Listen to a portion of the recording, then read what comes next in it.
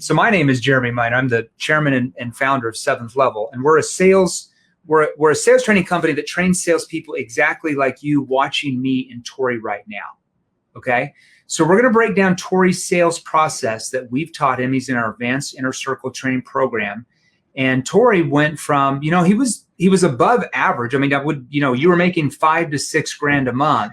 Yeah. But now you make over $30,000 a month in commission. So going from $5,000 a month to, I think you said you're averaging about $32,000 a month now. So $32,000 a month, that's, what is that, 370 some thousand a year? Yeah, 374, 370. Okay. Any lifestyle changes since then? Well, yeah, family time. I mean, we got a new place in here in Lake Stevens, which is beautiful property, new development.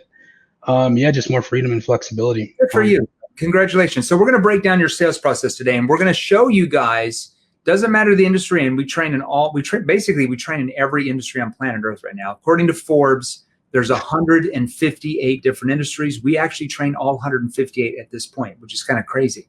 So we're going to talk about Tory's industry, and we're going to break down, we're going to have him give you some gold nuggets of certain questions we've taught him and some different tonality hacks and skills that you can use to sell more of your products and services as well, okay?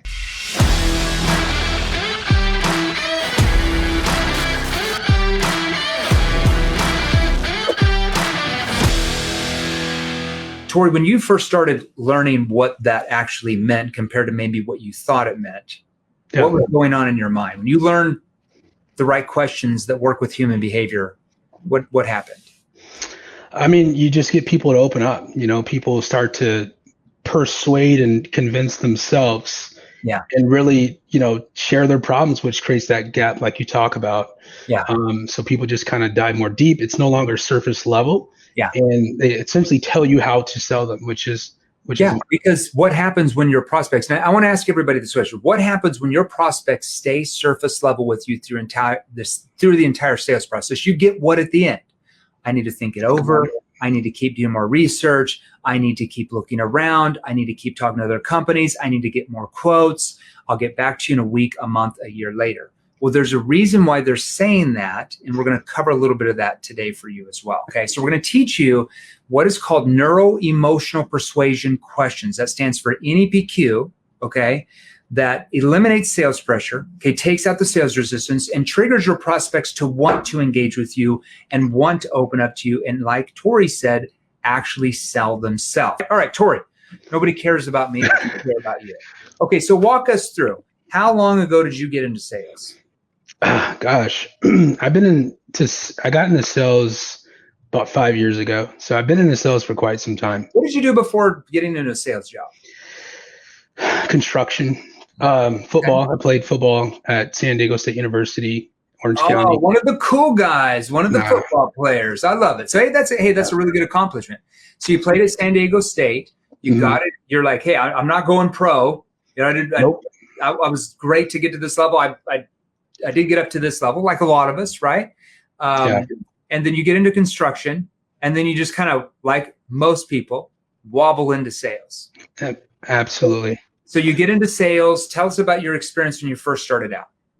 Yeah, it was like many of you, it was the old school techniques, a lot of fluff in the beginning, framing. So I learned all the wrong techniques, and I didn't know it was wrong at that time, of course. Yeah. But I was frustrated, man. I dabbled into different niches, different industries within sales, and just would never get the results that I wanted. So you just kind of, you weren't doing horribly, right? I think you said you were averaging about $5,000 a month. Some, you might have a great month and make 8 one month, but most of the time it's on 5, right? Very inconsistent. Okay. Now, $5,000 a month. Are you married? Do you have a family? 2 kids, married. Okay. So does your spouse work? She doesn't. She's a stay-at-home mom. So yeah. So $5,000 a month, sometimes with inflation, especially right now, it can be challenging, right? With a couple kids. Yeah. You got to put clothes on those kids' backs. You got to feed them a lot of food and stuff these days, right? They want to do a lot of activities. All right.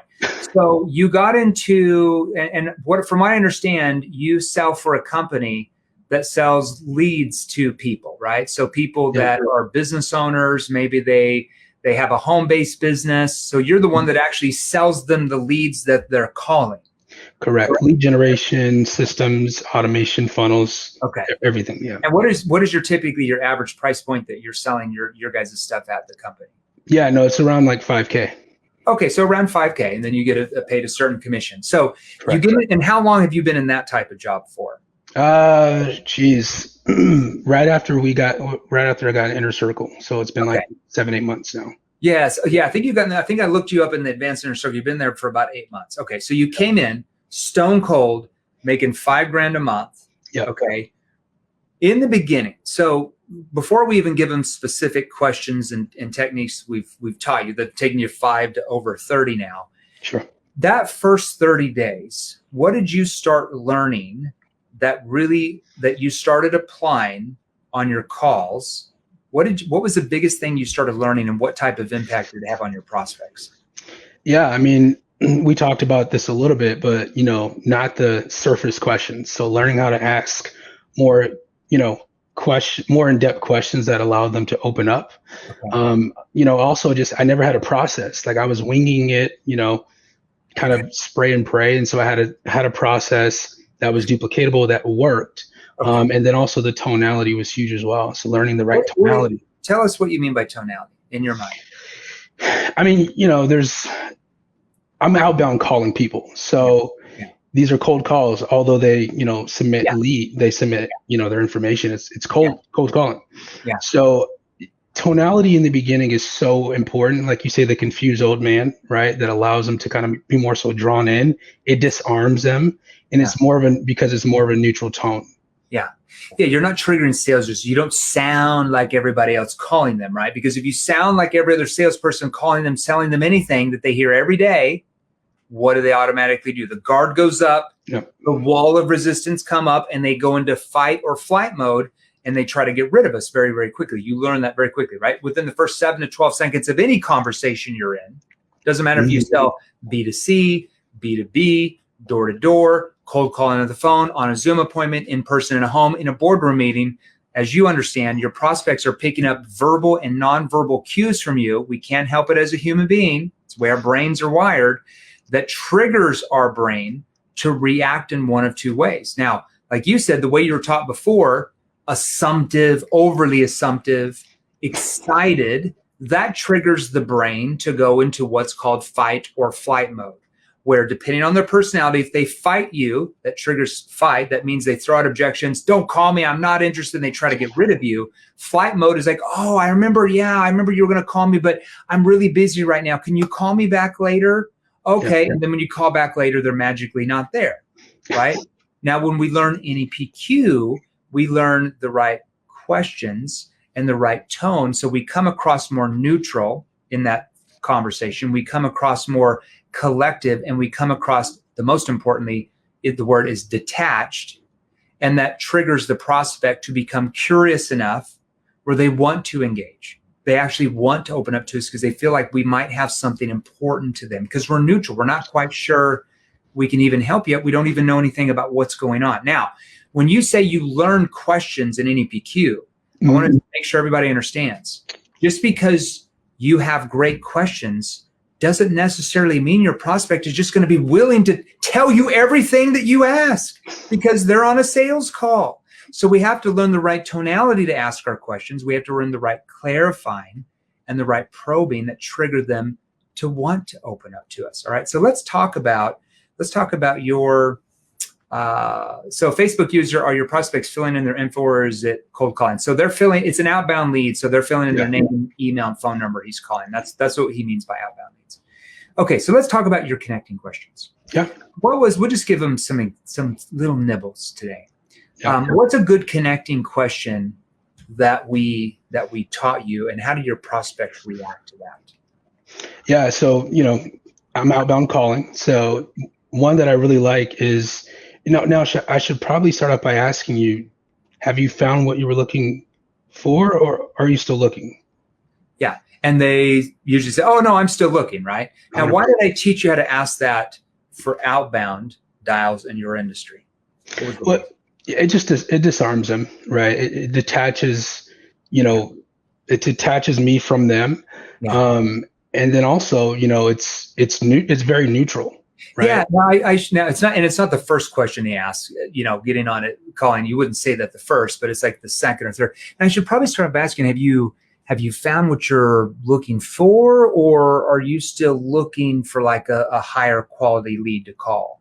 Right. So you're adding on the end benefit to the end. That's well. Now, before you learned NEPQ, what were you taught to say? What was something that you taught to say that would trigger sales resistance? Now you probably didn't know you were doing it, but what was that? It was just very assumptive. So I would call, right, and it would be, hey, is this John there? Yeah, it's John. Hey, Tory. Hey, John, this is just Tory from XYZ company. Blah blah blah blah. You filled out some information, and it was just a lot of fluff in the beginning, and it was the way that we were taught to do it was very assumptive, and I think people just kind of, their guard goes way up when people respond. Now, when you say their guard went up, how could you tell their guard went up? Well, you can hear it in their tone. It shifts, right? It's like, oh, why are you calling? Or, hey, I got to go. And you get a lot of people hanging up on you because that way of approaching it is like every other salesperson that calls them. Yeah. Even though they filled out their information, they're hanging up on us because we're triggering the resistance by what we're saying to them. That's the key, overly assumptive. Now, he doesn't mean being a patsy and just letting them stomp all over you, but he's neutral. He's detached.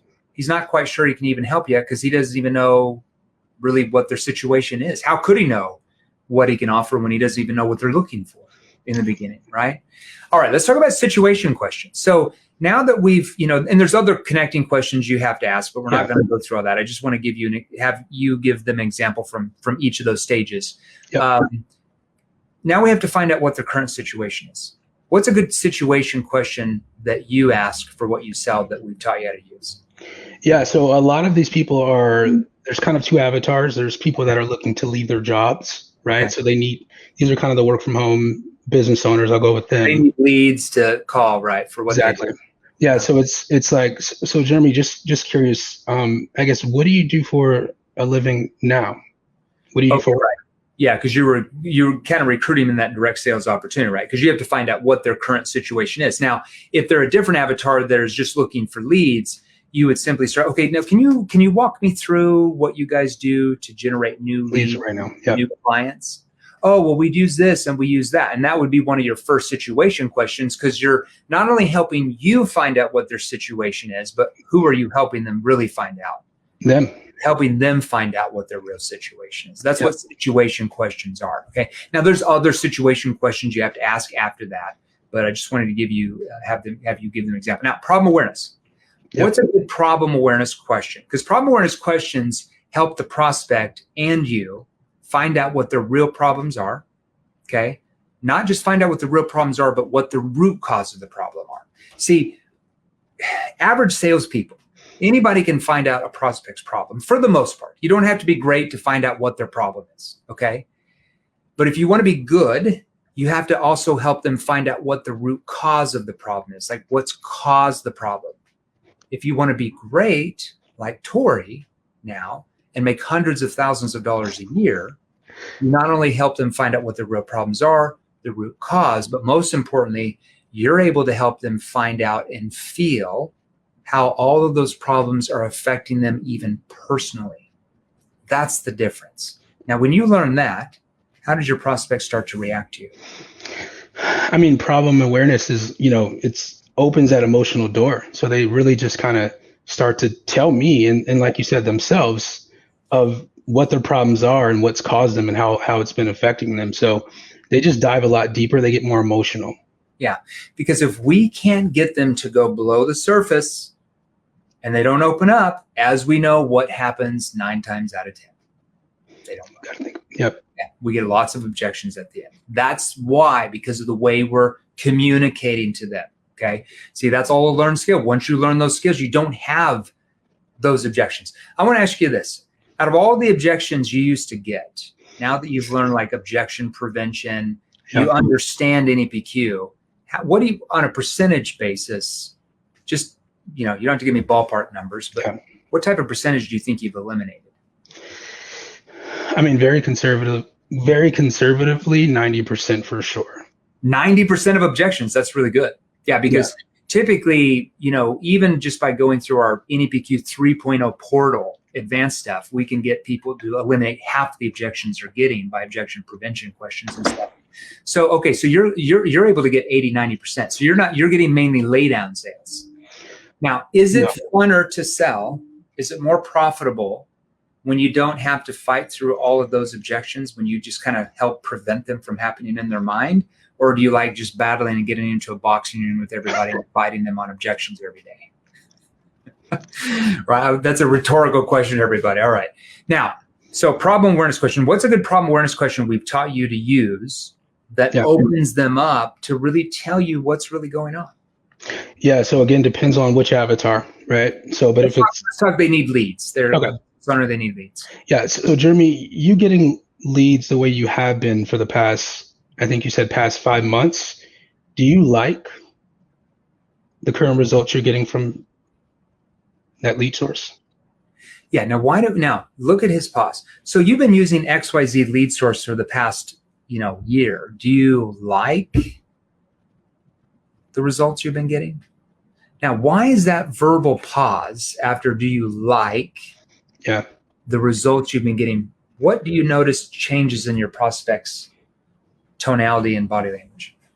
Yeah, they think deeper. Like when you do that verbal pause, it allows them to really think deeper, right, into the right? So they start to talk about what they like, what they don't like, and really kind of, again, help me. Because here's the thing, like most salespeople, they ask a question, but they ask it so fast that it's a knee-jerk question and your prospect gives you a knee-jerk reaction, right? It's just like if you go into a car dealership and the salesperson comes over to you, hey, welcome into the store. How can we help you? Just looking.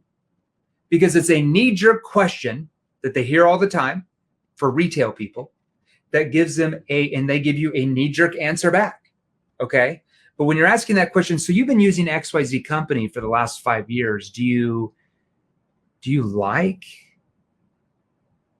the results you've been getting? And you lean in and you ask it that way, people think very deep what you ask. And even if they do like them, most of the time, just that question, well, we do like them, but. And then you're in the door. All right, perfect. Now, this is really important because that's still just a surface level question, but the way we teach you how to ask it opens them up. What's a good probing or clarifying question we taught you to ask when they respond to that? Yeah. So if it's like a negative response, right? Because if they say they like it, then it's usually, what do you like about it? They'll tell you. Yeah. What do you like? Yeah. So but let's say they say, no, we don't like it. We haven't hardly made any sales from those leads. Okay. And what don't you like?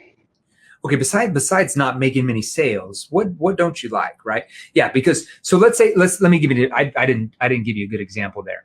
Let's say if they came back and they said, it's just kind of hit and miss. Yeah. I would repeat what they said. So what do you mean by hit and miss? Yeah, see, that's a NEPQ clarifying question. See, he hit it right on the head there.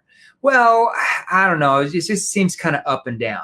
Now, if you take that on face value, up and down, or even if they said, well, it's not bad, or it's pretty good.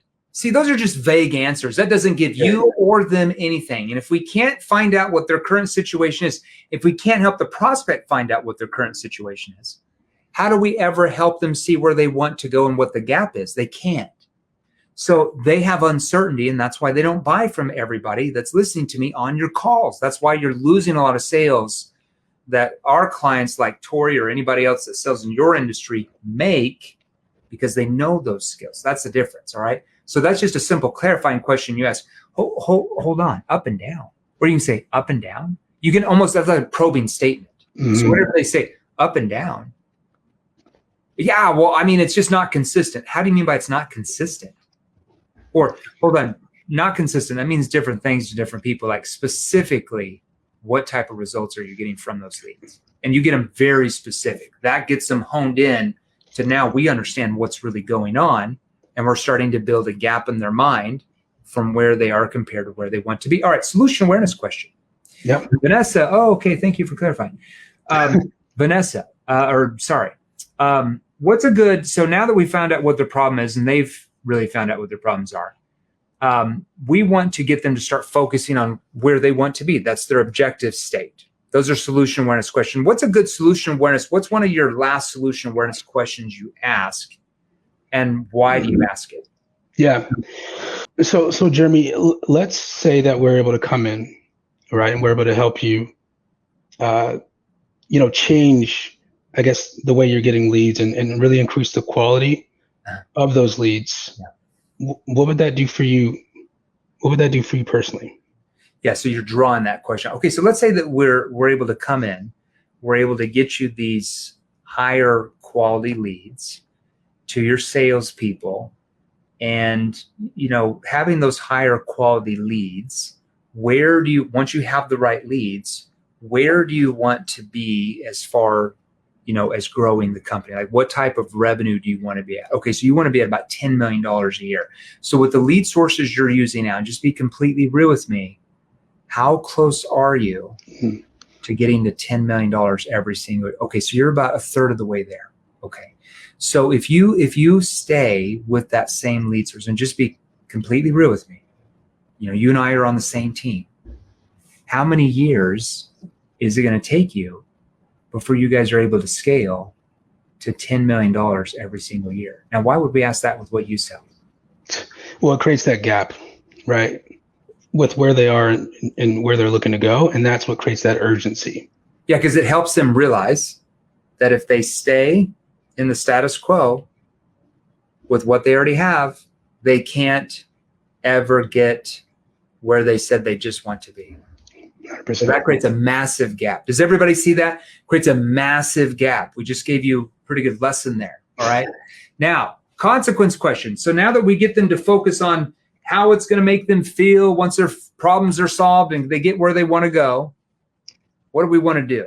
We want to yank it out from them with a consequence question, right? What's a good consequence question you use that we've taught you? Yeah. Okay, but Jeremy, what are you going to do though if you stay exactly where you are, same quality of leads for the next 1, 2, or even 5 years, and you never scale the company? Yeah. What happens then? Oh no, yeah. So okay, but what happens if you don't do anything about this, and you keep getting these lower quality leads from the same source, and your sales keep stagnating the next 3, 6, 12 months? What happens to your sales teams then? See, consequence question. That's just another version of what you said there. Now, how do they react when you ask them that question? I mean, it's either one or two responses. One is like, well, that would never happen, right? No, that would never happen. The other response is, well, crap, like that would be horrible, right? And they would kind of start to get more emotional and open up even more. Yeah. So if they say, oh, no, I'm going to do something about it. Okay, so it's important for you to do something, because that's what we really needed to know. Because based on what you've told me, and then you transition because you sell one call close, you're transitioning to just the one call close. And we're not going to have time to go through your presentation or how we've taught you how to structure the pillars and what this means to you and the way we solve that. How is your presentation converting now compared to before? It's shorter.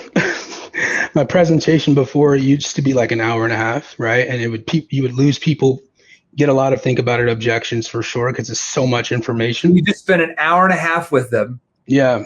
I want to think it over. Okay, good. Now, how long are they now? The presentation piece is like 7 minutes. It's the shortest part of the whole process, and it's converting very well.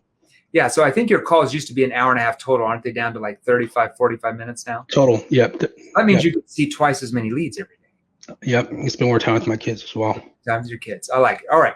What's a good commitment question we've taught you how to ask? Good commitment question. To take the next step and purchase. Oh, okay. So do you feel like this could be the... Yeah, so based off of what we talked about, Jeremy, do you feel like this could be the answer for you? Now, you just did something there that I taught you that maybe nobody else noticed. Why did you slow down, and why did you use your hands, and why did you verbal pause throughout that question? I mean, motion creates emotion, right? And that verbal pausing allows them to really just, like we talked about before, dive and dig a little bit deeper, right? Of, the lack of not making that commitment. Yeah, exactly. So do you feel, so now that you've gone through this, do you feel like this could be the answer for you? See, you lean into empathy there. Okay. Well done. Tory, any words of advice you'd give to anybody on here that's maybe new to sales, maybe even a veteran that's already doing decent? Any words of advice you'd give to them? I mean, yeah, man, I think, well, if you're in sales, right, Jeremy, you always say this, sales is just about change, right?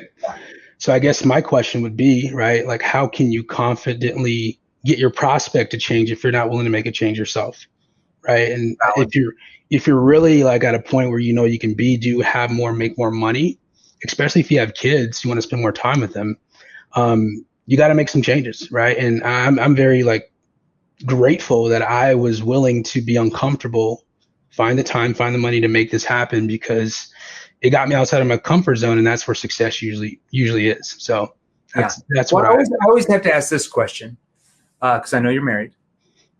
So now that you've learned the skills from us to go from $5,000 a month to $32,000 a month in commissions, does your wife like us?